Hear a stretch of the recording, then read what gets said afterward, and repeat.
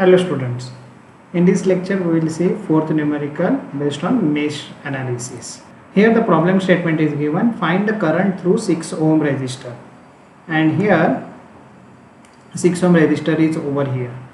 They are not only asking us to calculate current but also the voltage across 6 ohm resistor. We have to solve this numerical using mesh analysis. So as you are aware of this thing, that first of all we have to identify the number of meshes.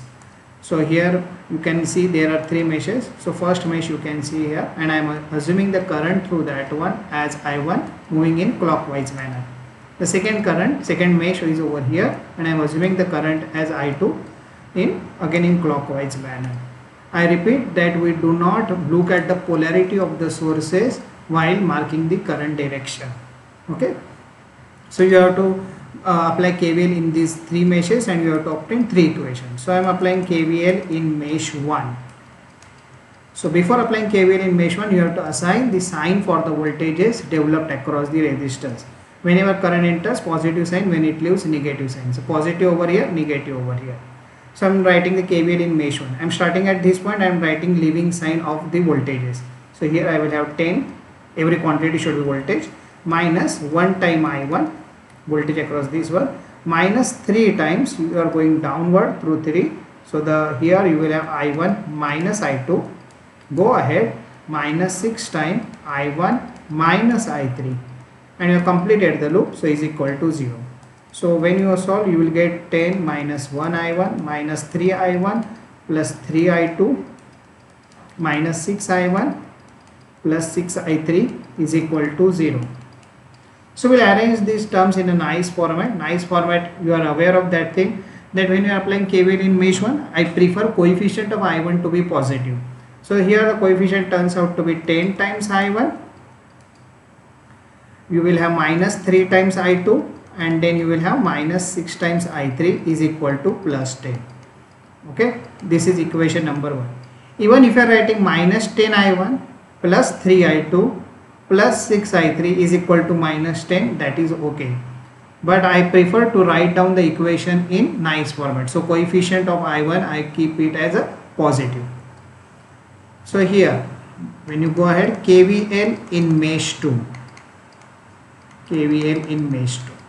So before that, you have to assign the sign for the voltages developed across the resistances. So these are the signs assigned across the voltages in mesh 2. I am starting at this point across 2 ohm. So here I will write minus 2 times I2. Every quantity should be voltage. Minus 5 times I2.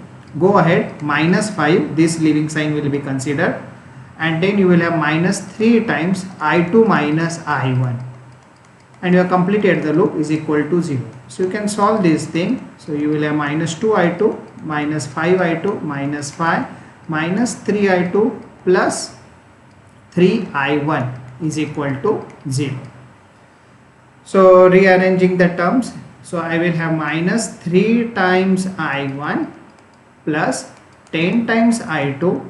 No resistance is shared with mesh 3, that's why I will get 0 times I3. You can see here there is no I3 term over here, and this is equal to minus 5, and this is in my equation number 2.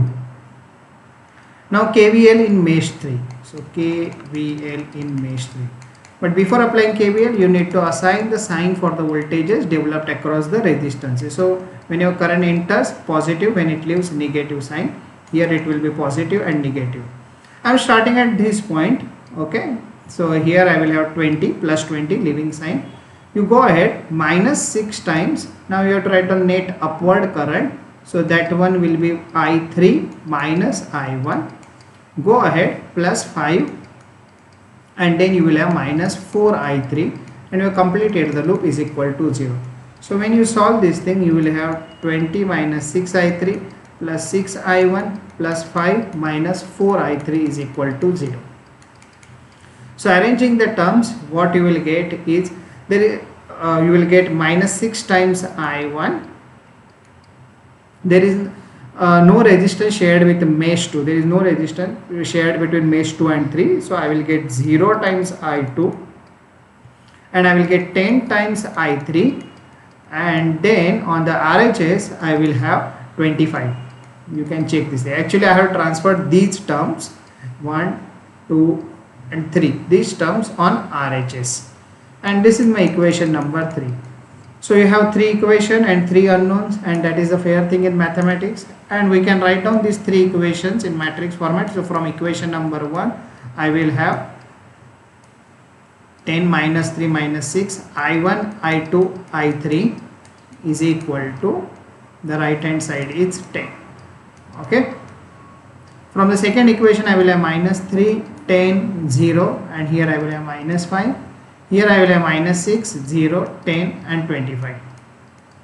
So you can see here the matrix is turning out to be a symmetric matrix, because this circuit contains only the resistances and voltage source. I am repeating this thing, this matrix will be symmetric only when you have only resistance and voltage source. So R into I is nothing but V.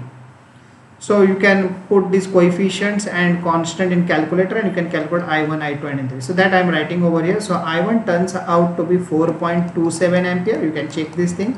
I2 turns out to be 0.781 ampere, and I3 turns out to be 5.064 ampere. Okay. But the problem is not over it. They are saying current through 6 ohm resistor. So 6 ohm is over here. So you decide whether you are going upward or downward. Let's say you have decided to move downward. Don't look at these values. Okay. Let's say if you have decided to move downward, then the net downward current is I1 minus I3.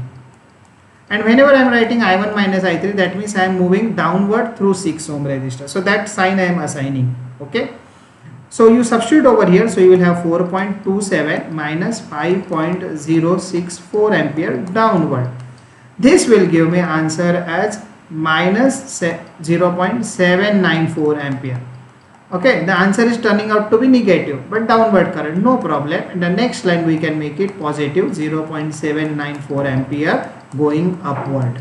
Okay, now we have to calculate voltage across 6 ohm resistance. So of course we will use Ohm's law. So voltage across 6 ohm resistor is nothing but current through 6 ohm resistor into that resistance value, which is nothing but 6.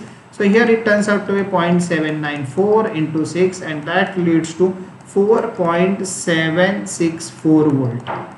Okay, if one has to mark the voltage across this one, actually the current is moving upward, so the net voltage will be positive, will be over here, and negative will be over here.